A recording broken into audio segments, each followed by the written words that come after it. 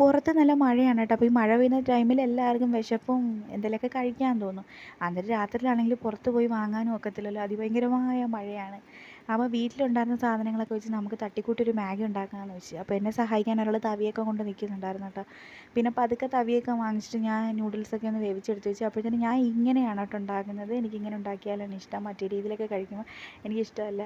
അപ്പം ഒരു ചട്ടി അടുപ്പത്ത് വെച്ച് അതിൽ വെളിച്ചെണ്ണ ഒഴിച്ച് കൊടുത്ത്, വെളിച്ചെണ്ണ ചൂടായപ്പോൾ കടുക് ഇട്ട് കൊടുത്ത്, പിന്നെ ഒരു അര സവാളയും 2 പച്ചമുളകും ഇട്ട് കൊടുത്ത്, കുറച്ച് ഉപ്പിട്ട് കൊടുത്ത്, അതിലേക്ക് കുറച്ച് മഞ്ഞൾപ്പൊടി ഇട്ട് കൊടുത്ത് നല്ലപോലെ ഇളക്കി കൊടുത്തതിന് ശേഷം തക്കാളി അരിഞ്ഞത് ഇട്ട് കൊടുക്കുന്നുണ്ട് കേട്ടോ. ഇതിനകത്ത് വെജിറ്റബിൾസ് വേണമെങ്കിൽ ഇട്ട് കൊടുക്കാം. അതിൻ്റെ ഇടയ്ക്ക് നമ്മൾ കട്ടൻ ചായ റെഡി ആയിട്ടുണ്ട്.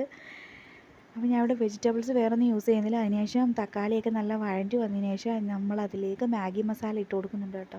നല്ലപോലെ ഒന്ന് ഇളക്കി കൊടുക്കുക. ഇളക്കി കൊടുത്തതിന് ശേഷം ആ മാഗി അതിലേക്ക് തട്ടിയിട്ട് നല്ലതുപോലെ ഒന്ന് മിക്സ് ചെയ്തെടുക്കുക.